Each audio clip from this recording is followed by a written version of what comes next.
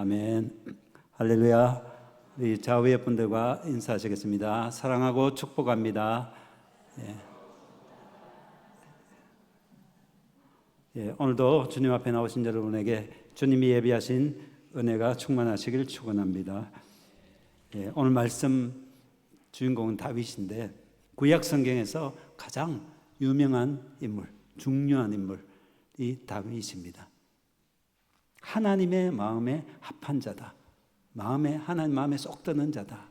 우리가 배우자를 만나든지 아니면은 직장에서 이렇게 직원을 구하든지 할 때 마음에 드는 사람 만나야죠, 그죠? 하나님 입장에서 볼 때 하나님 마음에 가장 잘 맞는 사람이 다윗이었다는 거죠. 오늘 본문의 내용은 30장 전체인데 일부만 읽었습니다. 본문의 내용은 다윗이 아직 이스라엘 왕이 되지 못하고 사울에게 쫓겨다니던 그때 일어난 일입니다.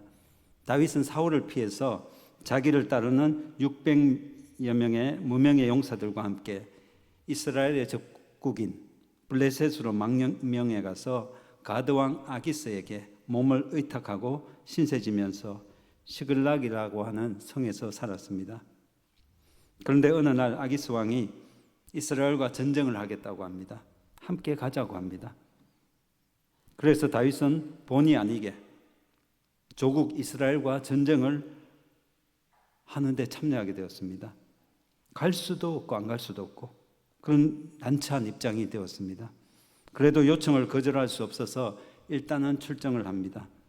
시글락 성에는 여인들과 자녀들만 남겨두고 떠났습니다. 그러나 막상 전쟁터에 나가니까 블레셋 군대의 장수들이 다윗을 믿을 수 없다고 왕에게 항의를 합니다. 과거에 골리앗을 죽인 경력이 있고 또 사울이 죽인 자는 천천히요 다윗이 죽인 자는 만만히로다라고 하던 그가 전쟁터에서 자신들을 배반하고 이스라엘로 돌아갈 수 있다고, 적이 될 수 있다면서 함께 갈 수 없다고 합니다. 이에 아기스가 다윗에게 양해를 구하고 다윗의 군대를 돌려보냅니다. 그래서 다윗 입장에서는 다행히 전쟁에서 빠지게 되고 다시 시글락으로 돌아오게 됩니다. 그런데 다윗의 군대가 시글락을 떠나 있을 때 아말렉 군대가 시글락에 쳐들어와서 시글락에 있는 여자와 아이들을 다 포로로 끌어가고 소와 양 모든 짐승과 물건들을 남김없이 노략질해 갔습니다. 다윗과 그를 따르는 부하들이 돌아왔을 때는 성이 이미 다 불타버리고 연기와 폐허뿐이었습니다. 이에 다윗과 그와 함께한 백성이 울 기력이 없도록 소리 높여 울었더라 했습니다. 그러다가 원망의 화살이 다윗에게로 향합니다. 사람들이 다윗을 추종하고 따르다가 이러한 일이 생겼기 때문에 다윗에게 책임이 있다는 거죠. 심지어는 다윗을 돌로 쳐 죽이자는 말까지 나왔습니다. 다윗의 입장에서 보면 참으로 괘씸한 자들입니다. 그들은 오합지졸로서 정식 군대가 아니었습니다. 그들은 원래 환난당한 자, 빚진 자, 마음이 원통한 자로 어떻게 보면 사회적으로 낙오자들이었습니다. 그런 자들에게 살 집도 주고 거처를 마련해 주고 오합지졸의 그 사람들을 일당백 용사가 되게 하고 사람 구실하게 했는데 이제 와서 누구를 죽이겠다고 하는 겁니까? 그리고 자기들만 가족이 이렇습니까? 다윗도 마찬가지였습니다. 하지만 다윗은 그들과 다르게 반응했습니다. 사무엘상 30장 6절 하반절을 보시면은 다윗이 크게 다급하였으나 그의 하나님 여호와를 힘입고 용기를 얻었더라 했습니다. 다윗은 자기를 따르는 자들의 분노가 극에 달해서 자신을 향해 원망할 때 그는 하나님을 찾았습니다. 하나님께 경배하고 하나님께 물었습니다. 이것이 다윗의 믿음입니다. 사실 이 시점은 다윗에게 정말로 힘든 때였습니다. 요즘 청년들 표현으로 하면은 멘붕에 빠질 정도였습니다. 자신을 죽이려는 사울 때문에 이스라엘 땅에 있을 수가 없어서 블레셋 가드왕 아기스에게 피신해서 신세지는 형편이고 하마터면 조국 이스라엘과 전쟁을 할 뻔했습니다. 천만다행으로 겨우 그 전쟁 창가를 모면하고 돌아와 보니 시글락은 불타버리고 가족들은 살았는지 죽었는지도 모르죠. 게다가 분노한 자신의 부하들이 자신을 돌로 치려고 합니다. 이런 위기 가운데 다윗이 어떻게 그것을 극복하였는지를 오늘 보고 위기를 극복하는 다윗의 그 모습 가운데 우리가 교훈을 얻고자 합니다. 첫 번째로 다윗은 하나님이 어떤 분인지, 어떤 분을 이해했냐면 하나님은 항상 자신을 의지하는 자들을 돕는 분임을 알고 깨달았습니다. 동서남북이 다 막히고 사면초가 진퇴양난의 위기에 처했을 때 문제를 해결하는 방법은 오직 하나님을 의지하는 것뿐입니다. 30장 7절에서 8절까지 말씀을 보겠습니다. 제가 읽겠습니다. 다윗이 아히멜렉의 아들 제사장 아비아달에게 이르되 원하건대 에봇을 내게로 가져오라. 아비아달이 에봇을 다윗에게로 가져가매 다윗이 여호와께 묻자와 이르되 내가 이 군대를 추격하면 따라잡겠나이까 하니 여호와께서 그에게 대답하시되 그를 쫓아가라. 네가 반드시 따라잡고 도로 찾으리라. 다윗은 이렇게 어려운 상황에서 어떻게 해야 될지 모를 때 하나님께 묻습니다. 하나님만을 온전히 의지한 것입니다. 여러분들도 절망이 눈앞에 있을 때 하나님을 의지하면 하나님께서 친히 문제를 해결해 주실 줄 믿습니다. 다윗이 눈앞이 캄캄할 때 그는 하나님의 뜻을 물었습니다. 이것이 다윗이 다른 사람과 다른 점이요 그의 강점입니다. 다윗은 이때만 해도 왕이 되기 전이었으므로 아직 나이가 40이 되기 전입니다. 30대입니다. 나이는 그렇게 많지 않았지만 전쟁의 경험은 많았습니다. 그러기에 자기 나름대로 참모들을 모아서 어떻게 할지 의논할 수도 있었습니다. 그러나 그는 오로지 하나님만을 의지했습니다. 제사장 아비아달에게 에봇을 가져오라고 하며 하나님께 묻습니다. 다윗의 질문에 하나님께서 직접 음성으로 대답하셨는지 아니면 에봇에 붙어있는 에봇이라는 게 제사장이 입는 옷 앞치마처럼 생겼는데 뒤도 있습니다. 앞뒤도 다 있는 앞치마. 거기에 흉패가 달려 있습니다. 흉패 안에 우림과 둠밈이라는 제비 뽑는 그런 역할을 하는 도구가 있습니다. 그러니까 우림과 둠밈으로 물었을 때 yes, no 이렇게 대답했는지 모르겠습니다. 하여튼 다윗은 묻고 하나님은 대답하셨다는 거죠. 다윗은 하나님이 응답이 무엇인지를 확실하게 알았습니다. 다윗은 하나님의 응답에 귀를 기울였습니다. 이렇게 다윗은 최악의 위기 상황에서 오직 하나님 한 분만을 믿고 의지했습니다. 우리도 살다 보면 위기에 놓여질 때가 많습니다. 하나님은 사면초가의 상황에서 우리가 어떻게 반응하는지를 보고 계십니다. 다 괜찮아도 한 가지만 우리 삶에 문제가 생기면 평안할 수가 없습니다. 사업이 망할 위기에 있든지 아니면 다 괜찮은데 누가 큰 사고를 당했다든지 갑자기 큰 병이 생겼다든지 사람들과의 관계에서 어떤 문제가 생겼다. 다 괜찮은데 자녀 한 명이 또 문제가 생겼다. 그러면 큰 문제죠. 하나라도 뭐가 잘못되면 큰 문제가 있습니다. 위기입니다. 더욱이 겹쳐서 생긴다면 더 하겠죠. 이러지도 저러지도 못하는 진퇴양난의 위기에 처했다면 그때 여러분은 어떻게 하겠습니까? 그때가 바로 하나님을 강하게 의지할 때인 줄 믿습니다. 시편 146편 3절에서 5절까지 말씀 우리 자막 보면서 같이 한번 읽어보겠습니다. 시작. 귀인들을 의지하지 말며 도울 힘이 없는 인생도 의지하지 말지니 그의 호흡이 끊어지면 야곱의 하나님을 자기의 도움으로 삼으며 여호와 자기 하나님에게 자기의 소망을 두는 자는 복이 있도다. 아멘. 우리는 위기 상황에서 흔히 자신의 지혜나 능력 그리고 자신의 어떤 백그라운드, 뒷배경 그리고 자신의 주변 사람들을 의지하기가 쉽습니다. 그러나 성경은 오직 하나님만을 자기 도움으로 삼으며 하나님께 소망을 두는 자가 복이 있다고 말씀하십니다. 철저하게 하나님 앞에 나아가 무릎을 꿇어야 합니다. 기도로 하나님만을 의지하는 모두가 되시길 축원합니다. 그리고 두 번째로 하나님은 약자를 돕는 분이십니다. 다윗의 부대는 아말렉의 약탈자들을 추적하기에 상황이 너무 열악했습니다. 전쟁터에서 돌아온 지 얼마 안 됐습니다. 폐허가 된 시글락의 모습에 사기가 많이 꺾였습니다. 더욱이 지도자인 다윗에 대한 신뢰가 바닥에 떨어졌습니다. 하지만 다윗은 붙들려가는 약자들인 아내와 자식들을 위해서 아말렉을 추격합니다. 전쟁에 돌아와서 쉬지도 못하고 바로 자기들의 아내와 자식들을 찾기 위해서 적들을 추격했습니다. 남쪽으로 24km쯤 내려가다가 부솔 시내가에 도착합니다. 말이 24km지 한 60리 정도 되는데 그 거리를 무기를 가지고 막 달려서 자기 아내와 자식들 찾으려는 생각에 얼마나 힘써 달려갔겠습니까? 그렇게 과도한 행군 속에서 얼마나 피곤했겠습니까?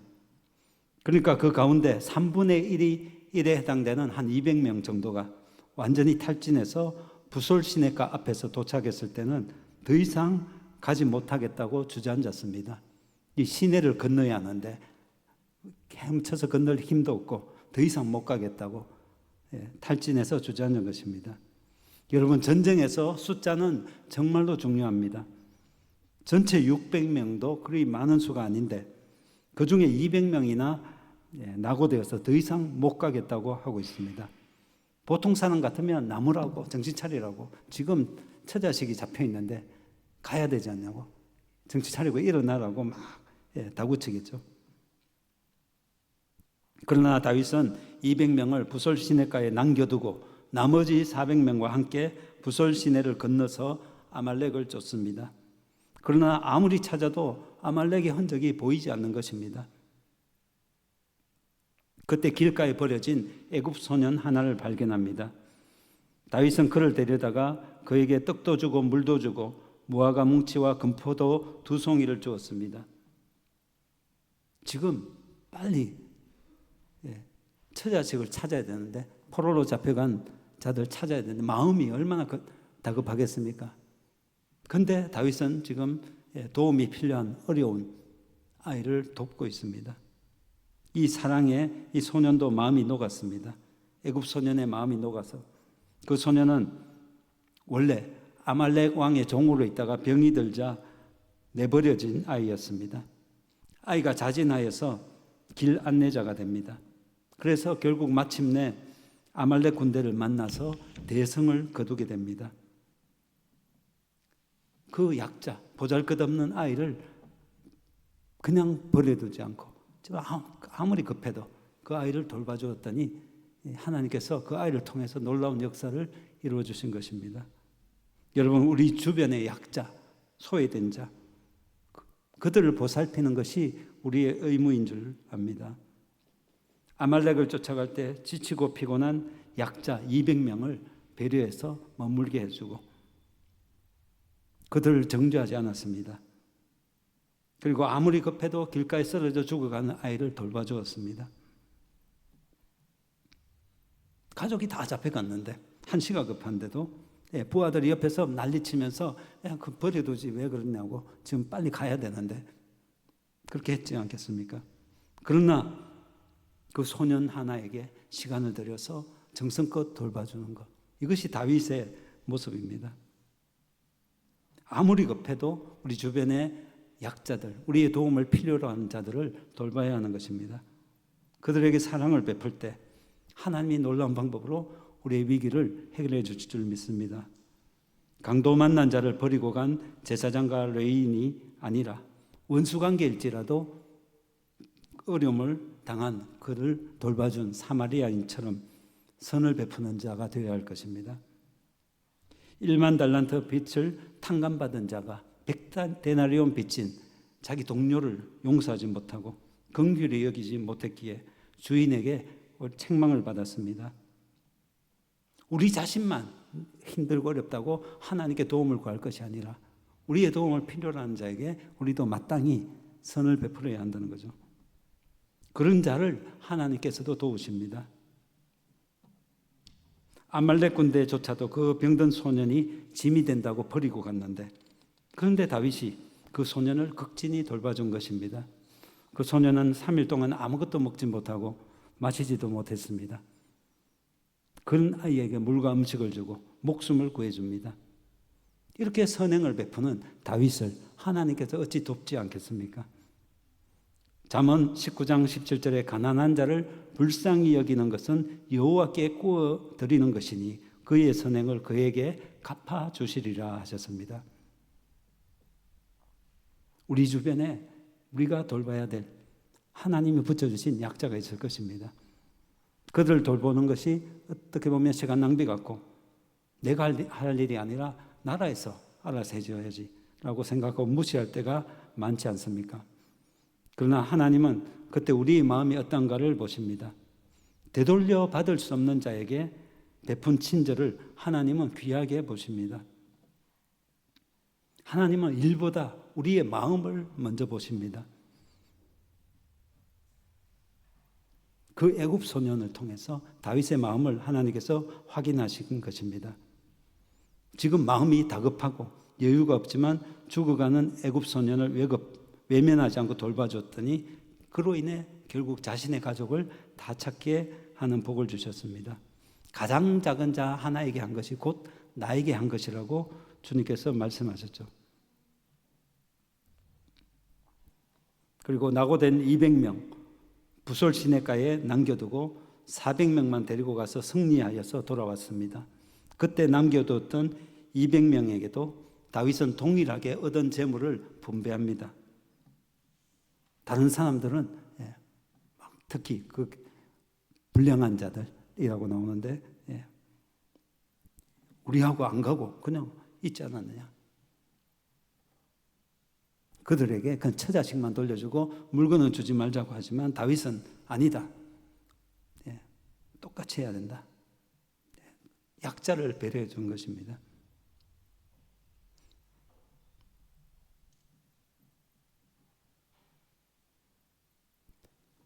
하나님은 그러한 모습을 보고 우리에게 더 큰 은혜를 주시는 줄 믿습니다. 세 번째로 내 승리가 하나님의 은혜임을 잊지 말아야 합니다.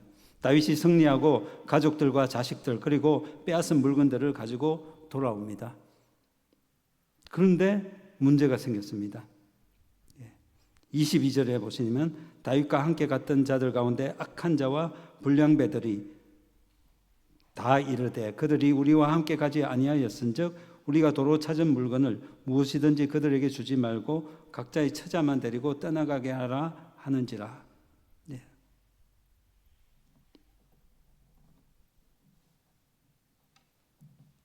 피곤하기는 다 마찬가지입니다. 400명 그들도 피곤하지만 끝까지 정신력을 참고 건너가서 구해왔습니다. 자기가 해야 될 몫을 다했던 것입니다. 그러니까 부솔 시내가에 남겨진 200명은 입이 10개라도 할 말이 없습니다. 그 나고자 200명의 가족들, 자기 아버지가 자기들을 구하러 오지 않은 것입니다. 구하러 왔을 때 우리 아빠는 어디 갔습니까? 우리 남편 어디 있습니까? 했을 때 저 부솔 시내가에서 힘들어서 쉬고 있어요 라고 하면 얼마나 창피하겠습니까? 그러니까 부인과 자식만 돌려줘도 감지덕지합니다. 그러나 다윗이 나서서 말합니다. 돌려주는 이유를 말합니다.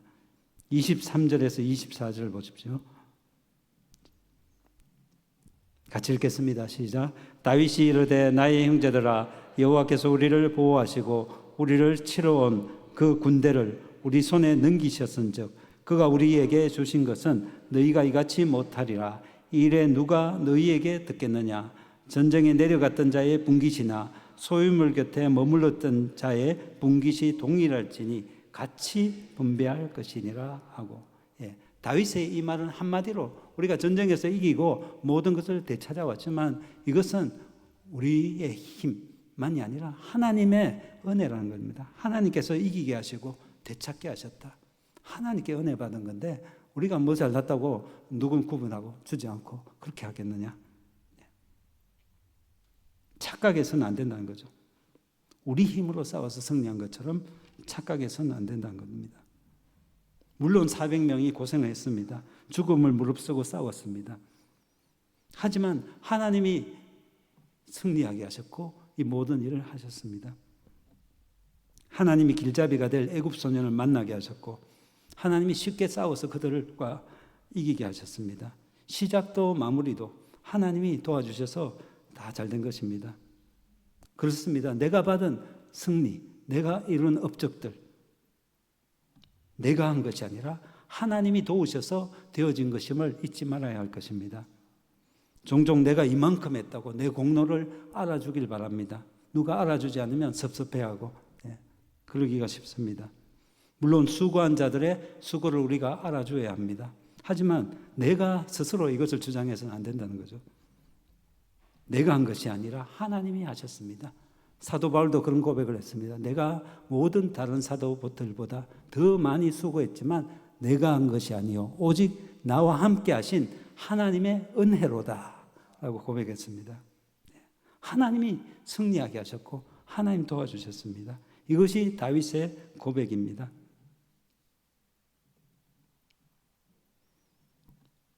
(200명에게) 주어서는 안 된다고, 분깃물을 주어서는 안 된다고 주장했던 자들을 향해서 악한 자와 불량배라고 칭했습니다. 그들은 분명히 하나님의 은혜를 입었는데도 다 자기 수고로만 된 것으로 착각한 자들입니다. 원래 환난당한 자, 빚진 자, 사회적으로 소외된 자들이었는데 내세울 것이 전혀 없던 자들인데 다윗을 만나서 큰 일에 동참하게 되고 이스라엘 다윗 왕조를 이루는 큰 일에 동참하게 된 것입니다. 개구리가 올챙이 시절 모른다는 격이 여기에 해당됩니다. 다윗은 하나님의 은혜를 알고 있습니다. 이것이 그의 강점입니다. 그러기에 받은 은혜를 약자들과 함께 나누는 것입니다. 은혜를 은혜로 알기에 거만해지지 않고 겸손할 수가 있는 것입니다. 믿음의 사람은 승리 이후에 자기 관리를 잘하는 사람입니다. 어려움을 만나 위기에 빠졌을 때도 일이 잘 되어서 승승장구할 때도 오직 하나님만 생각하고 의지하고 하나님 뜻대로 행하며 은혜 받은 자로서 합당하게 행할 때 우리에게 더 큰 복이 임할 줄 믿습니다. 주님 안에서 어떤 위기에 처했든지 하나님은 그것을 통해서 우리를 보시고 또 우리에게 더 큰 복을 주실 기회로 삼으실 것입니다. 하나님만을 더욱더 의지하시고 하나님만이 우리의 진정한 도움이심을 기억하시기 바랍니다. 그리고 하나님은 우리가 도울 약자들, 그들을 도울 때 더 큰 복을 주실 줄 믿습니다. 어려움에 빠진 이후 도움이 필요한 이들을 외면하지 않는 성도들 되시길 바랍니다. 그리고 내가 승리하고 잘 될 때 모든 것이 하나님의 은혜임을 잊지 마시고 하나님께 영광 돌리며 그 은혜를 모두 함께 나누는 주의 성도들 되시길 축원합니다. 기도하겠습니다. 거룩하신 주님 감사합니다. 참으로 위기 가운데서 오직 주님만을 의지하며 주님만을 바라보고 하나님 도움을 구하고 주님께 묻고 기도한 다윗처럼 우리가 어떠한 어려움과 역경을 만날지라도 낙심하지 않고 오직 주님만을 의지하며 주님께 나아가 기도함으로써 주님의 도움으로 모든 일이 해결되길 원합니다. 또한 우리의 도움이 필요한 자들에게 우리가 선을 베풀고 나누어 줌으로써 하나님의 영광을 드러내고 하나님의 정말 인정을 받는 우리 모두가 되게 하옵소서. 그리고 모든 것이 주의 은혜임을 잊지 말고 하나님의 그 은혜를 기억하며 받은 바 은혜를 나누고 하나님께 영광 돌리는 주의 성도들이 다 되게 하옵소서. 예수님의 이름으로 기도하옵나이다.